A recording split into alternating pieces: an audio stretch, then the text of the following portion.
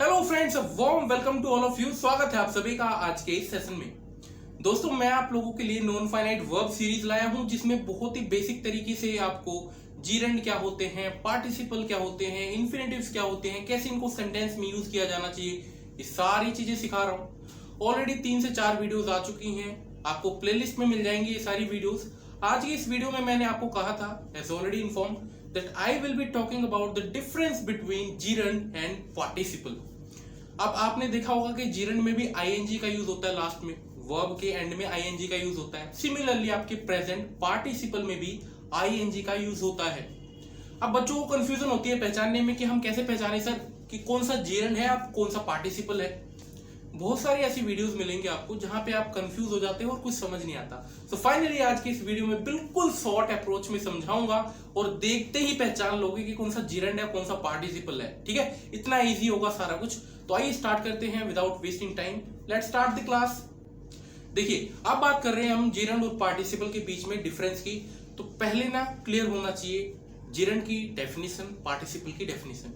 Already मैंने आप लोगों को जीरेंड और पार्टिसिपल लास्ट वीडियोस में करवाया है, बट थोड़ा सा मैं आप लोगों को फिर से एक बार रिवाइज करवा दूं। ठीक है, देखिए, मैं अगर बात करूं जीरेंड की और मैं बात करूं अगर पार्टिसिपल की, दोनों ही ऐसे वर्ब हैं। क्या है?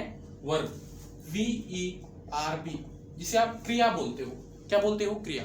दोनों ही ऐसे वर्ब हैं जो कि सेंटेंस में इस्तेमाल किए जाते हैं। कहां पे? सेंटेंस में। लेकिन जीरेंड जो है वो आपका वर्ब की तरह बिहेव ना करके किस तरह बिहेव करता है? As a noun. ठीक है, यानी कि ऐसा वर्ब जो सेंटेंस में आते ही एज अ नाउन बिहेव करने लगे। होगा क्रिया, लेकिन सेंटेंस में जैसे इस्तेमाल होगा वो संज्ञा के रूप में इस्तेमाल हो जाएगा, नाउन के फॉर्म में इस्तेमाल होने लगे। ऐसे वर्ब को हम नाम दे देते हैं क्या? जीरेंड। क्या दे देते हैं? नाम, जीरेंड। साथ साथ बोलिएगा तभी ज्यादा जो है टॉपिक क्लियर होगा। बिल्कुल कंफ्यूजन हटा देना है। आज की शॉर्ट वीडियो में आप जुड़े हो संतोष सर के साथ, और मैं ये चाहता हूं कि मैं जिस हिसाब से, जिस शॉर्टकट तरीके से आप लोगों को पढ़ाता हूं, आप लोगों के माइंड में वो चीजें जरूर जानी चाहिए। ठीक है, तभी ये जो पढ़ाना है मेरा वो सक्सेसफुल हो जाएगा। अब पार्टिसिपल की मैं अगर बात करूं तो ये भी ऐसे टाइप के कुछ वर्ब होते हैं। ठीक है, ये भी वर्ब थे जीरेंड के केस में, लेकिन ये नाउन के फॉर्म में इस्तेमाल हुए। ये भी वर्ब हैं तो ये भी किसी ना किसी अलग फॉर्म में इस्तेमाल होंगे। अगर नहीं अलग फॉर्म में इस्तेमाल होते तब तो मैं इनको वर्ब ही बोलता। तब क्यों जरूरत पड़ी, तब क्यों इनको नाम देना पड़ा अलग से, एक पार्टिसिपल, जीरेंड, इन्फिनेटिव्स, किस लिए? है ना? तो कुछ ना कुछ अलग फॉर्म में इस्तेमाल किए जाएंगे। तो ये इस्तेमाल किए जाते हैं आपके पार्सली एज अ वर्ब और and partly as an adjective. ठीक है, अब आप बोलोगे कि सर ये आपने इतना बड़ा क्या लिख दिया। तो ये पार्सली जो है वर्ब के इस्तेमाल किए जाते हैं, वर्ब के रूप में, और पार्सली जो है एडजेक्टिव के रूप में इस्तेमाल किए जाते हैं। चीजें अभी क्लियर हो जाएंगी, अभी सारा कुछ क्लियर होगा। अभी दिमाग में बस डालते रहो आप। ठीक है, कुछ जो डेफिनेशन बताई जा रही है उसे दिमाग में डालते रहिए कि जीरेंड क्या होता है? ऐसे वर्ब जो कि सेंटेंस में नाउन की फॉर्म में इस्तेमाल हो, और पार्टिसिपल क्या होते हैं? ऐसे वर्ब जो कि आपका वर्ब की तरह भी बिहेव करे और एडजेक्टिव की तरह भी बिहेव करे। अब एडजेक्टिव क्या होता है आप ये पूछोगे। एडजेक्टिव क्या होता है? विशेषण। जैसे कुछ भी हो सकता है, मोटा लड़का, ठीक है, मान लीजिए होशियार लड़का, ठीक है, और भी कुछ आप बोल सकते हो। टूटी हुई कुर्सी कैसी हुई है, उसकी कुर्सी की खासियत क्या है? टूटी हुई है। यानी कि आपने पढ़ा होगा कि एडजेक्टिव क्या होते हैं? जो भी किसी नाउन या प्रोनाउन की खासियत शो करते हैं, जो उनको क्वालिफाई करते हैं। ठीक है, वो वर्ड्स क्या कहलाते हैं? आपके एडजेक्टिव कहलाते हैं। ठीक है, तो ये आपने चीज देख ली। एडजेक्टिव के रूप में भी इस्तेमाल किए जा सकते हैं और वर्ब के रूप में पार्सली। तो हम ऐसे वर्ब को बोलेंगे क्या? पार्टिसिपल। इतना क्लियर हुआ। आगे देखिए अब एग्जाम्पल के साथ। अब देखिएगा इसकी पहचान क्या है। अगर मैं बात करूं पहचान की, आइडेंटिफिकेशन की अगर मैं बात करूं, ठीक है, आइडेंटिफिकेशन की बात करूं, तो आपको वर्ब के पीछे क्या लगा हुआ मिलेगा?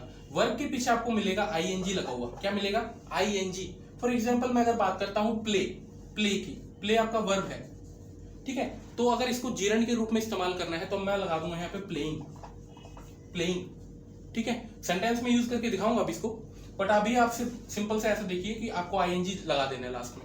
जो भी वर्ब होगा उसके पीछे आप ing लगा दो। क्या लगा दोगे? आईएनजी लगा दोगे। चलो एक तो ये हो गया, और एक वर्ब कोई सा भी बोलो, बताओ।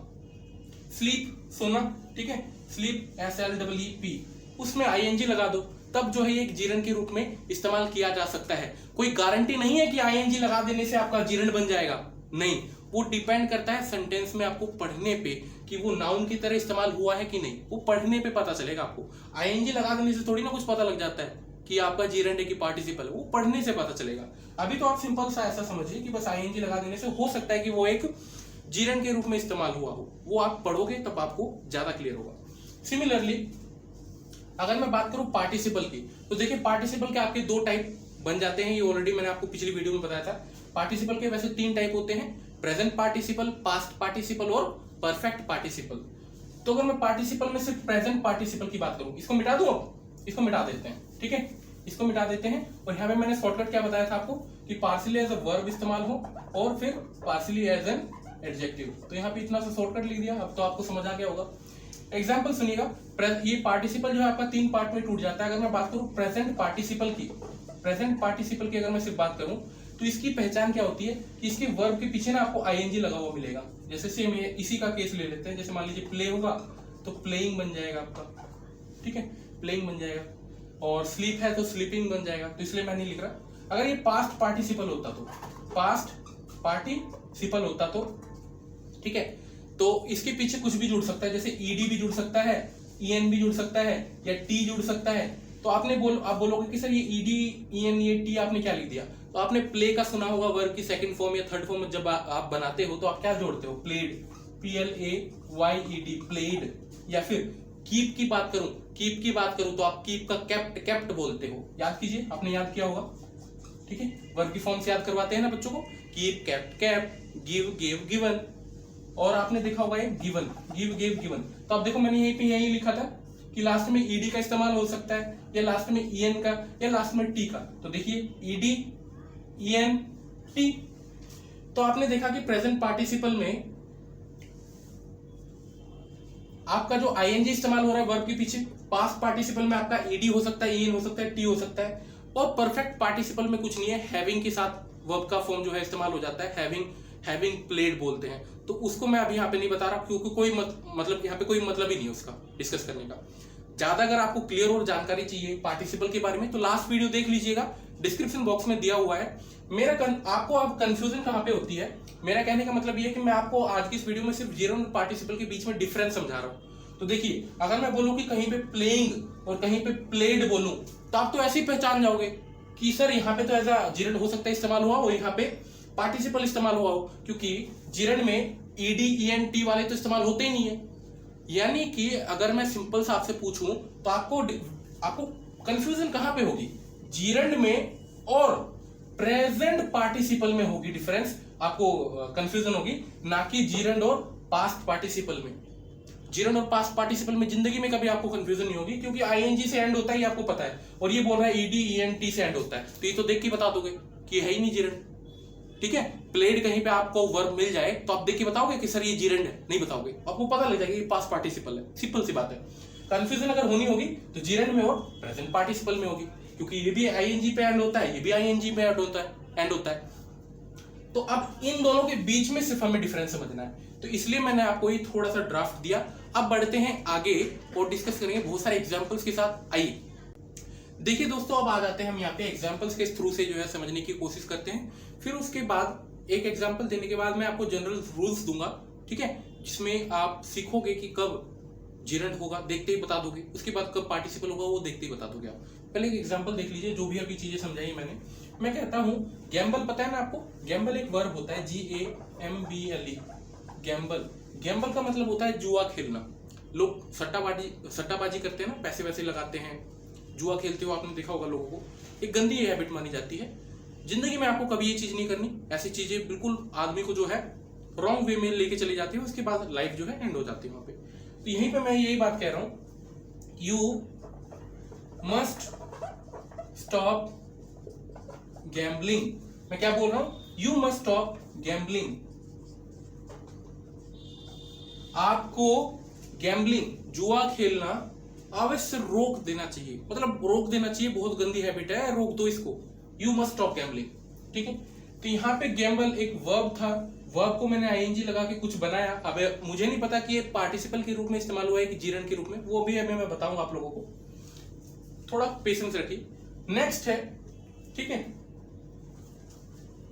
He is gambling, he is gambling.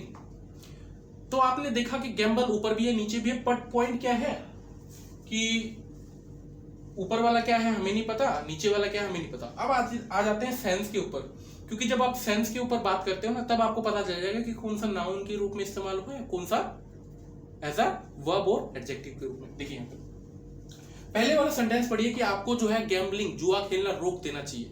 जुआ खेलना, मान लीजिए कहीं पे कोई सट्टाबाजी वगैरह करता है, तो उस आपने एक्शन को क्या नाम दिया, उस एक्शन को नाम दिया ना। मान लीजिए कोई सट्टाबाजी कर रहा है, पैसे वैसे फेंक के जो है कुछ कर रहा है, ताश पत्ती खेल रहा है, तो उस एक्शन को आपने क्या नाम दिया, क्या नाम दिया, गैम्बलिंग। क्या नाम दिया, गैम्बलिंग। यानी कि किसी भी चीज का, दुनिया में आप किसी भी चीज का नाम जब देते हो ना, मेरा नाम संतोष, इसका नाम मार्कर, इसका क्या नाम हो जाएगा, घड़ी, और ठीक है। तो इस टाइप से आपने दुनिया भर के आपने देखे होंगे एग्जाम्पल्स, सबका नाम, आपका अपना नाम होगा, मोबाइल फोन का नाम है आपके।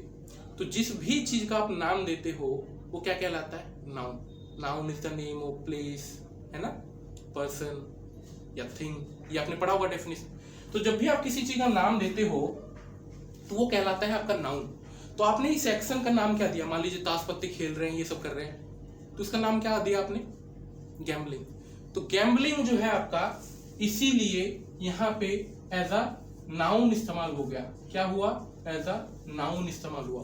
और जब कोई चीज नाउन के रूप में इस्तेमाल हो और वर्ब हो वो, लेकिन आईएनजी भी लगा हुआ पीछे मिल जाए और वो नाउन के रूप में इस्तेमाल हुआ हो, तो सिंपली यू कॉल इट क्या बोलते हो, इसे जीरण बोलते हो। क्या बोलते हो, जीरण। तो सर जी ये बताइए आप कि यहाँ पे गैम्बलिंग किस रूप में इस्तेमाल हुआ है, ठीक है। हो सकता है कोई मैम भी देख रही हो वीडियो, ठीक है। एनीवेज, जोक्स अपार्ट, तो गैम्बलिंग आपका एज अ जीरण इस्तेमाल हुआ है। ये चीज आपके दिमाग में बैठ गई, ठीक है। मान लीजिए ऐसे करके कोई धुआं छोड़ देता है, तो इस एक्शन का आपने क्या नाम दे रखा है, ऐसे करके कोई धुआं छोड़ देता है, इस एक्शन का आपने क्या नाम दे रखा है, स्मोकिंग, धूम्रपान करना, धूम्रपान, ठीक है। इस सेक्शन का आपने नाम दे रखा है धूम्रपान। तो आप बोल सकते हो कि यू मस्ट स्टॉप स्मोकिंग। आपको स्मोकिंग करना छोड़ देना चाहिए, अवश्य छोड़ देना चाहिए, मस्ट लगा हुआ।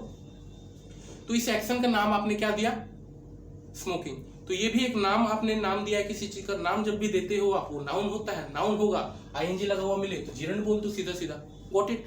इजी सा है, ज्यादा डिफरेंस नहीं है, कोई भी प्रॉब्लम नहीं होनी चाहिए। He is gambling.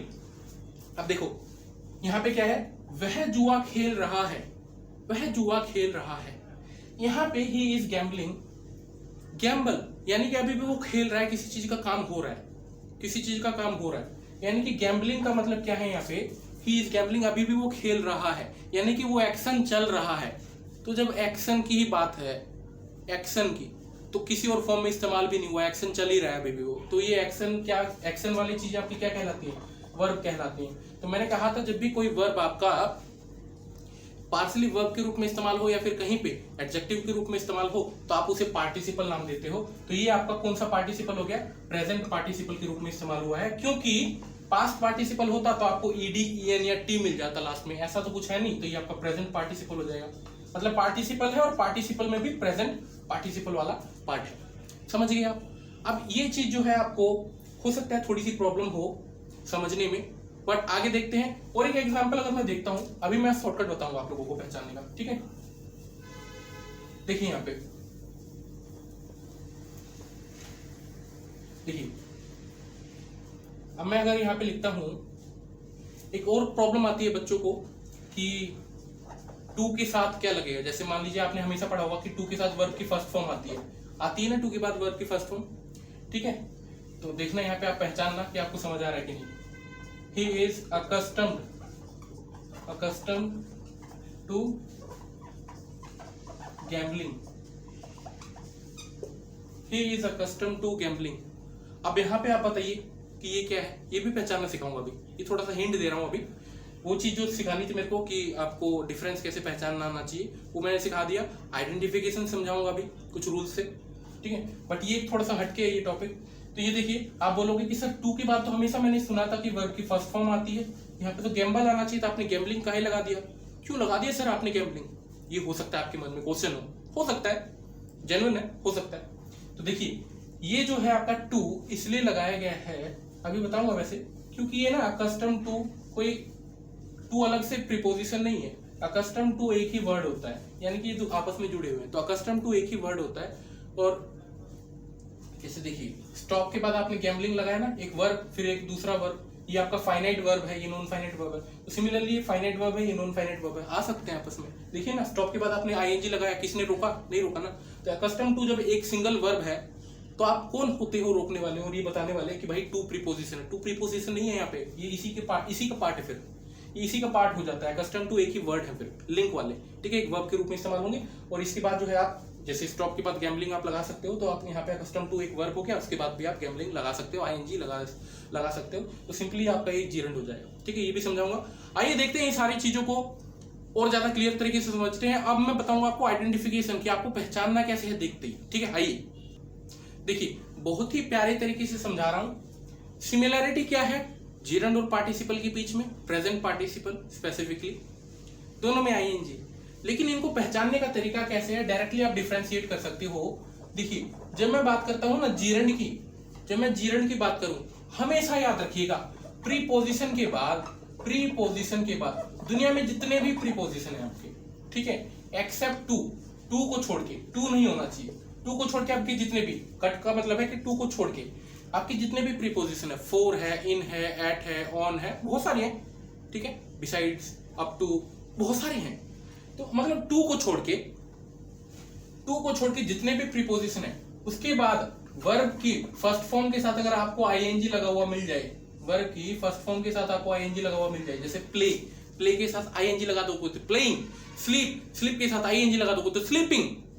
सिमिलरली और क्या बोल सकते हो आप? मान लीजिए प्ले हो गया, स्लीप हो गया, वॉश कपड़े धोना, आईएनजी लगाओगे वॉशिंग। तो जितने भी आपके प्रीपोजिशन होंगे टू को छोड़ के, उसके बाद अगर आपको वर्ब की फर्स्ट फॉर्म के साथ आईएनजी मिल जाए, तो 100% श्योर कि वो क्या होगा? जीरंड होगा। क्या होगा? जीरंड होगा। याद कर लीजिए, ठीक है। अब आप कहोगे कि सर आपने टू क्यों छुड़वाया, टू के साथ क्या दुश्मनी है ना, पूछ सकते हो। देखिए, मैंने टू को आपको क्यों अलग करवाया, इसका ये रीजन है क्योंकि टू के बाद ना वर्ब की फर्स्ट फॉर्म आप जनरली देखते होंगे कि टू के बाद वर्ब की फर्स्ट फॉर्म जो है यूज हुई है, आई वांट टू प्ले, अभी पीछे भी दिखाया था। लेकिन टू के बाद जैसे जीरंड का इस्तेमाल होता है, कई ऐसे वर्ड्स होते हैं, तो मैं उन वर्ड्स को एक बार लिख देता हूं और आप हमेशा याद कर लीजिएगा कि प्रीपोजिशन कोई भी हो, ठीक है, टू को छोड़ के, टू का थोड़ा सा जब टू आ जाए ना तो थोड़ा सा ध्यान रखिएगा। मैं ये नहीं कह रहा हर बार टू को छोड़ के, अभी दिखाऊंगा कि टू के बाद भी जो है आईएनजी लग रहा है, दिखाऊंगा, लेकिन टू के केस में थोड़ा सा सतर्क हो जाइएगा, ठीक है। तो जितने भी प्रीपोजिशन एक्सेप्ट टू मान लीजिए, उसके बाद वर्ब की फर्स्ट फॉर्म आईएनजी दिख जाए, तो आप जीरंड बोल देना आंख मूंद के, बिल्कुल करेक्ट होगा। टू के बाद कभी कभी जीरंड होता है, जैसे अभी पिछले एग्जांपल में दिखाया था आपको, accustomed to gambling, accustomed to, ठीक है। तो ऐसे वर्ड्स में एक बार लिख देता हूं, आप उनको जरूर फोकस कीजिएगा, ध्यान दीजिएगा उन वर्ड्स पे भी। देखिए एक बार, देखिए कुछ वर्ड्स मैंने लिख दिए हैं, जनरली खासकर ये यूज होता है अकस्टम टू, एडिक्टेड टू, ये क्वेश्चंस आ जाते हैं आपके एग्जाम वगैरह में। कॉम्पिटिटिव एग्जाम के लिए जो प्रिपेयर कर रहे हैं उनके लिए खासकर बता रहा हूं मैं आपको कि ऐसे वर्ड इस्तेमाल हो जाते हैं। तो इनके बाद ना कभी ये मत बोलना कि सर जीरंड इस्तेमाल हुआ कि नहीं, इनके बाद हमेशा जीरंड का इस्तेमाल होता है। कैसे? आप बोलते हो कि I am accustomed to smoking, मुझे मान लीजिए आप बोलते हो कि मुझे जो है लत लग गई है, किस चीज की? स्मोकिंग की, धूम्रपान की लत लग गई है, आप ये बोलते हो, तो अकस्टम टू स्मोकिंग, तो स्मोक के साथ आपको आईएनजी लगाना पड़ेगा। आप ये मत बोलना कि सर टू है, टू के बाद मैं स्मोक लगा दूं क्या सीधा? आईएनजी नहीं लगता टू के बाद, वर्ब की फर्स्ट फॉर्म लगती है सिर्फ, आईएनजी नहीं लगता, तो ये गलत हो जाएगा। I am accustomed to smoke नहीं होगा, I am accustomed to smoking होता है, वो आईएनजी आपको लगाना कंपलसरी है, उस टाइम पे आपको आईएनजी लगाना ही पड़ेगा। तो हमेशा मैंने यही कहा है कि जब भी आपका कोई भी ऐसा प्रीपोजिशन मिले, ठीक है, एक्सेप्ट टू, टू को थोड़ा सा आगे जब ध्यान रखना है, तो कोई भी प्रीपोजिशन, उसके बाद वर्ब की फर्स्ट फॉर्म, उसके बाद अगर आईएनजी मिल जाए तो वो 100% जीरंड होगा। इसका आप हमेशा याद रखिएगा, ध्यान रखिएगा। अभी एग्जांपल करवाऊंगा तो आपको पता लग जाएगा, ठीक है। और उसके बाद accustomed to, averse to, devoted to, addicted to, ऐसे वर्ड्स अगर आपको मिले तो ये तो आपको ध्यान रखना है कि इनके बाद जीरंड तो बनना ही है, जीरंड कंफर्म है, ठीक है। अब इनके अलावा बाकी कुछ भी आपको मिले ना, बाकी कुछ भी मिले, आपको आंख मूंदना है और सिंपल बोलना है कि पार्टिसिपल है, ठीक है, जहां पे आपको पता ना लगे कि ये नाउन के रूप में इस्तेमाल हुआ है कि नहीं, सिंपली आपको वहां पे बोल देना है कि ये पार्टिसिपल है। देखिएगा एग्जाम्पल से सारा कुछ क्लियर हो जाएगा, इसलिए मैंने आपको जीरेंड अच्छे से पढ़ाया। आइए देखिए फ्रेंड्स, अब आ चुके हैं हम अपने वीडियो के एंड में।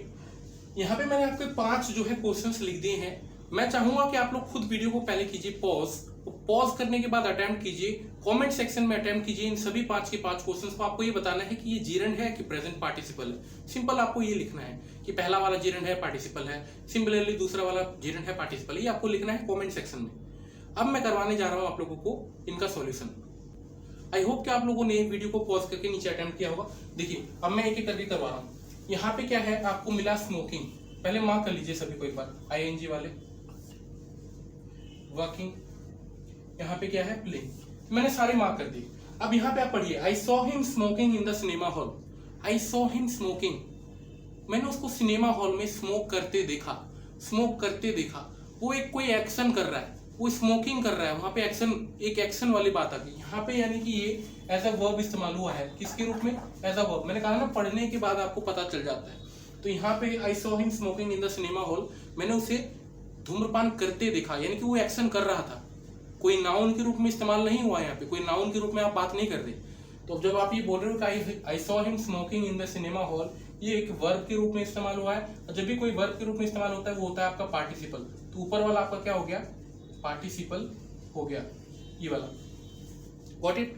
अब यहाँ पे आइए, smoking is injurious to health. Smoking जो है, धूम्रपान सेहत के लिए हानिकारक है। ये कोई इसमें स्मोक तो कर नहीं रहा कोई व्यक्ति, ठीक है। आई सॉ हिम, यहाँ पे एक व्यक्ति था जो कि स्मोक कर रहा था। यहाँ पे किसी व्यक्ति की बात हो रही है, किसी चीज की बात हो रही है कि भाई वो स्मोक कर रहा है, कोई एक्शन कर रहा है, नहीं।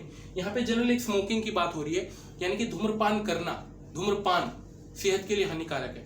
तो जब कोई खा नहीं रहा, पी नहीं रहा, कोई स्मोक कर नहीं रहा, कोई सब्जेक्ट ही नहीं है जो कर रहा हो इस एक्शन को, तो ये तो इसका मतलब क्या है कि smoke as an action use नहीं हुआ है, एज अ वर्ब यूज नहीं हुआ है। यहाँ पे किस लिए यूज हुआ है, किस फॉर्म में यूज हुआ है आपका ये, इस फॉर्म में, नाउन के रूप में। तो जब नाउन के रूप में इस्तेमाल हुआ है तो आपका ये जीरेंड हो जाएगा। क्या हो जाएगा, जीरेंड हो जाएगा। Got it.